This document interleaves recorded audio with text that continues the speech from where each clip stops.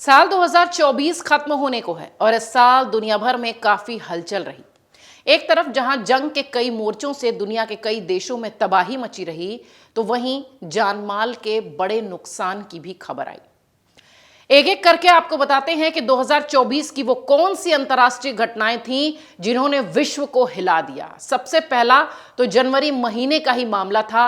2024 की शुरुआत थी और रूस में विमान हादसा हुआ। अब हादसा था या हमला, ये तो सोचनीय विषय है, लेकिन हाँ, इस प्लेन क्रैश में 74 लोग मारे गए थे। बेलगोरोद इलाके में इस विमान क्रैश में 65 यूक्रेनी कैदी थे और 9 रूसी क्रू मेंबर। हालांकि इस घटना के बाद रूस के रक्षा मंत्रालय ने एक बयान में कहा कि यूक्रेन की तरफ से दागी गई मिसाइल एयरक्राफ्ट से टकराई थी।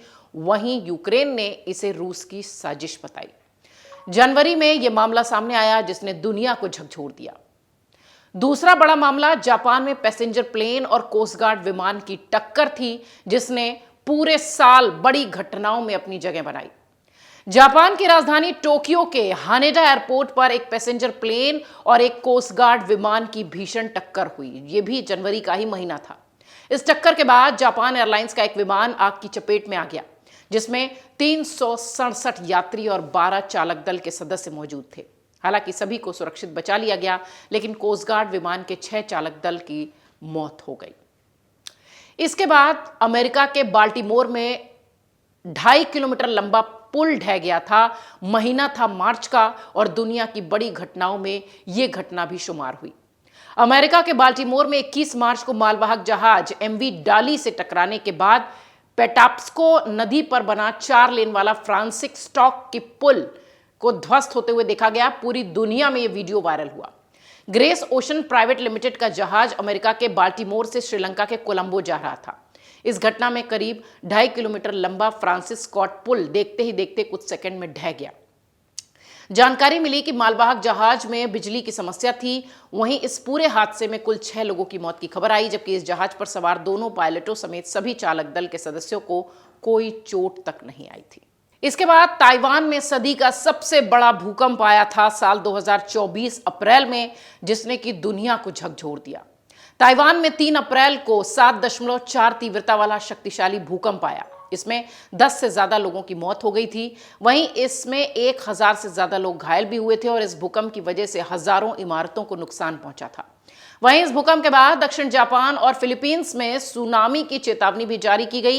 एक जानकारी के मुताबिक भीषण भूकंप के बाद 681 झटके महसूस हुए थे, जबकि इससे पहले 1999 में जब ताइवान में 7.6 की तीव्रता वाला भूकंप आया था, जिसमें 2400 लोगों की मौत हुई थी और 10,000 लोग घायल हुए थे।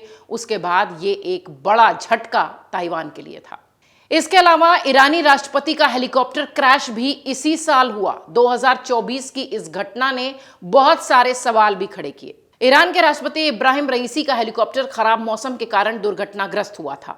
इस हादसे में राष्ट्रपति इब्राहिम रईसी, विदेश मंत्री हुसैन अमीर अब्दुल्लाहियन, पूर्वी अजरबैजान प्रांत के गवर्नर मालेक रहमती, तबरीज की शाही इमाम मोहम्मद अली अल हाशेम, इन सब के साथ साथ पायलट, को पायलट और चालक दल प्रमुख, सुरक्षा प्रमुख की मौत हो गई थी। जानकारी के मुताबिक ईरानी राष्ट्रपति के काफिले में 3 हेलीकॉप्टर थे और इनमें से 2 हेलीकॉप्टर सुरक्षित अपने गंतव्य पर उतरे। रिपोर्ट्स ये कहती रही कि पायलट ने हेलीकॉप्टर से नियंत्रण खो दिया था, जिसके चलते यह हादसा हुआ। हेलीकॉप्टर घने कोहरे में पहाड़ी के इलाके में पार करने की कोशिश कर रहा था और वहीं वो हादसे का शिकार हुआ। यह हादसा अजरबैजान के सीमावर्ती शहर जोल्फा के करीब हुआ था और लगभग ईरान की राजधानी से 600 किलोमीटर दूर इसे बताया गया था। यह घटना विश्व भर में चर्चा का विषय बनी। इसके अलावा मलावी में भी एक विमान हादसा हुआ था और मलावी के उपराष्ट्रपति सोलोस क्लॉस चिलिमा और अन्य 9 लोगों की एक विमान हादसे में मौत हुई थी। इसी विमान हादसे की पुष्टि खुद मलावी के राष्ट्रपति लाजरस चकवेरा ने की थी, जबकि इससे पहले यह खबर थी कि उपराष्ट्रपति सोलोस क्लॉस चिलेमा और 9 अन्य लोगों को ले जा रहे विमान अचानक रडार से गायब हुए हैं और उसके बाद से वो लापता हैं। करीब 1 दिन से ज्यादा का वक्त तलाशी में गया, जिसके बाद ये बताया गया कि ये विमान हादसे का शिकार हुआ है। सोलोम चिलिमा का विमान लापता होने से पहले दक्षिणी अफ्रीकी देश की राजधानी लिलोंगवो से 370 किलोमीटर दूर उत्तर में 45 मिनट की उड़ान भर रहा था। जानकारी ये भी मिली कि विमान का खराब मौसम और खराब दृश्यता के कारण ही लौटना नहीं हुआ होगा। हालांकि ये विमान भी हादसे का शिकार हुआ, जिसकी दुनिया भर में चर्चा हुई। नेपाल में भीषण विमान हादसा भी इसी साल जुलाई के महीने में हुआ। 24 जुलाई को काठमांडू के त्रिभुवन अंतर्राष्ट्रीय अड्डे पर शौर्य एयरलाइंस का विमान पोखरा के लिए उड़ान भरते समय दुर्घटनाग्रस्त हो गया। इस दुर्घटना में 18 लोगों की मौत हुई। पायलट कैप्टन एम शाक के इस हादसे में गंभीर रूप से घायल हुए थे। प्लेन ने सुबह करीब 11 बजे त्रिभुवन एयरपोर्ट से उड़ान भरी थी। इसके कुछ ही देर के अंदर यह क्रैश हुआ था। 9M प्लेन शौर्य एयरलाइंस का था। हादसे में मारे गए लोगों में से 17 शौर्य एयरलाइंस के ही स्टाफ थे, जबकि बाकी 2 क्रू मेंबर्स थे। 21 साल पुराने इस प्लेन को मरम्मत करने के लिए टेस्टिंग के लिए ले जाया जा रहा था और ये बड़ा हादसा हो गया। इसके बाद बांग्लादेश में भीषण बाढ़ के कहर ने ही दुनिया में खूब सुर्खियां बटोरी। एक रिपोर्ट कहती है कि बांग्लादेश में आई विनाशकारी बाढ़ से 2024 में कुल 71 लोगों की मौत हुई थी। इसमें लाखों लोग कई महीनों तक एक ही जगह फंसे रहे। तमाम जल जनित बीमारियों के शिकार हुए। लगातार मानसून की बारिश और ऊपरी नदियों से आने वाले पानी के बहाव के कारण बाढ़ ने पूरे बांग्लादेश में तबाही मचा दी थी।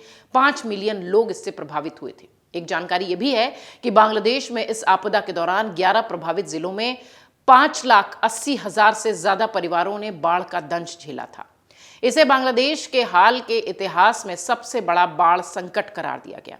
इसके बाद 2024, जो कि 2023 के एक्सटेंशन के साथ चर्चा में रहा, वो था इजराइल हमास का युद्ध। 2023 का ये एक्सटेंशन था क्योंकि अक्टूबर 2023 में ये युद्ध शुरू हुआ था। इजराइल और हमास के बीच संघर्ष दशकों पुराना है, लेकिन 2024 में इसने व्यापक रूप से तबाही मचाई। अक्टूबर 2023 में शुरू हुए संघर्ष ने अगले साल तक बड़ी जंग का रूप ले लिया, जिसमें हिजबुल्लाह ने भी हस्तक्षेप कर दिया। जंग की शुरुआत 7 अक्टूबर 2023 को हमास ने इजराइल पर बड़ा हमला किया था, जिसके बाद हुई थी, जिसे ब्लैक सैटरडे के रूप में याद किया जाता है। गजा से रॉकेट और जमीनी हमलों के 1200 से अधिक इजरायली नागरिक इसमें मारे गए थे। सैकड़ों को बंधक बना लिया गया था। इसके जवाब में इजराइल ने गजा पर बड़े पैमाने पर हवाई हमले किए, जमीनी हमले किए, हजारों फलस्तीनी नागरिक मारे गए। उसके बाद 2024 में ही इसी युद्ध में हिजबुल्लाह की एंट्री हो गई। 2024 की शुरुआत में लेबनान में मौजूद हिजबुल्लाह ने इजराइल के उत्तरी इलाकों में रॉकेट हमले शुरू किए। हिजबुल्लाह ने इस जंग को और बढ़ा दिया, जिसमें एक बहुमोर्ची युद्ध की स्थिति बन गई। विश्व युद्ध जैसे संकेत दिखने लगे। इजराइल में जवाब जो देने की ताकत थी वो भी दिखाई पड़ी और दक्षिणी लेबनान पर हवाई हमले तेज उसने कर दिए।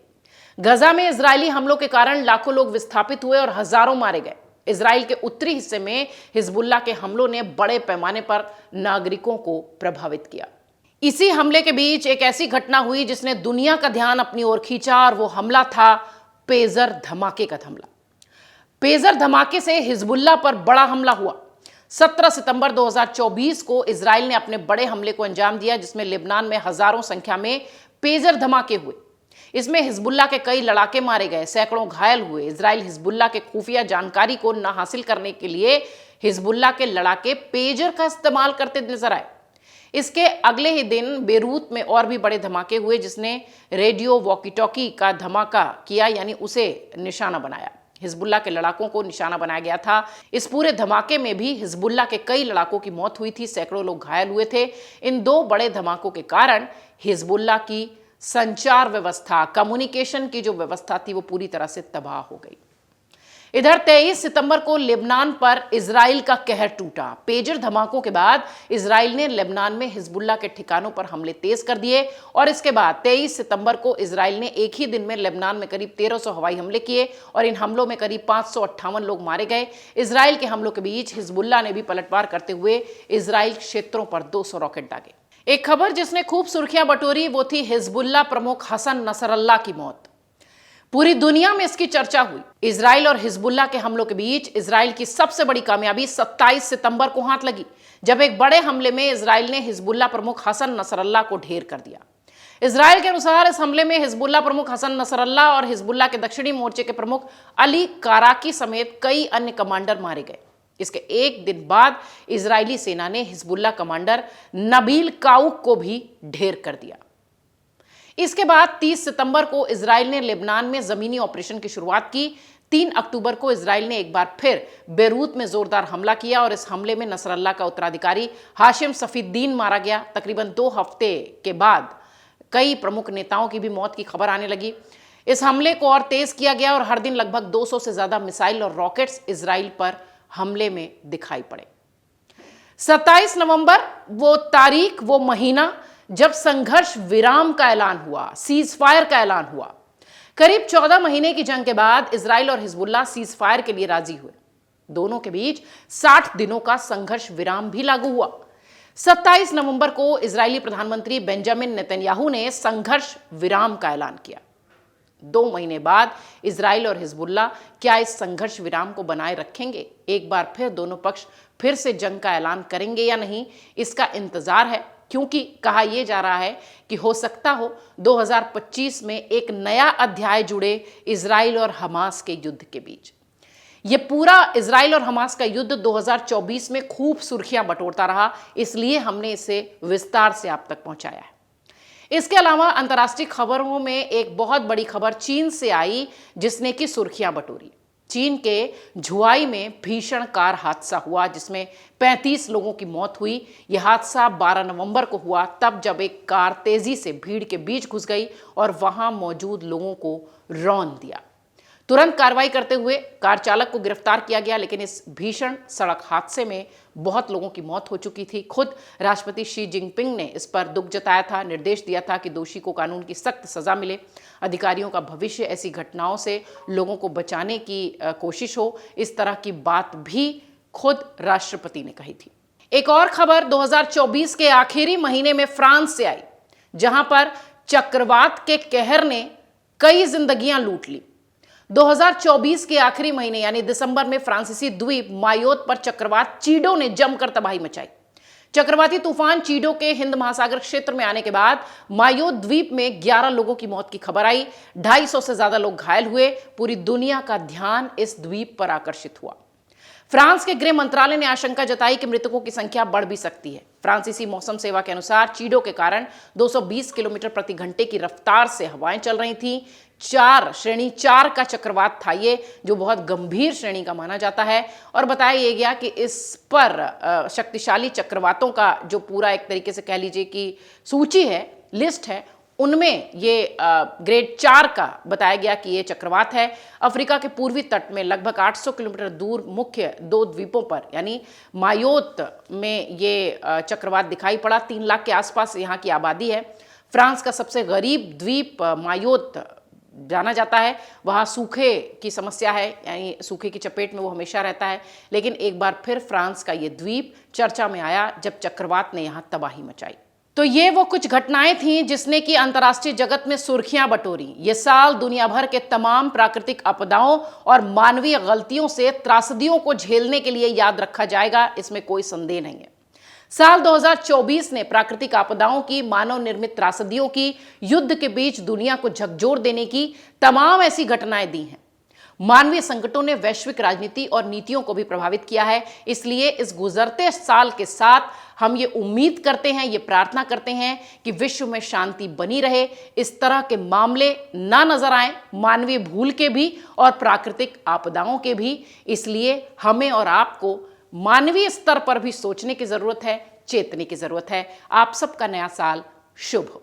अगर आप ये वीडियो YouTube पर देख रहे हैं तो हमारे चैनल को सब्सक्राइब कर बेल आइकन दबाएं और Facebook पर देख रहे हैं तो हमारे पेज को लाइक करें। 8 मिलियन प्लस सब्सक्राइबर, आपके इस भरोसे के लिए बहुत धन्यवाद।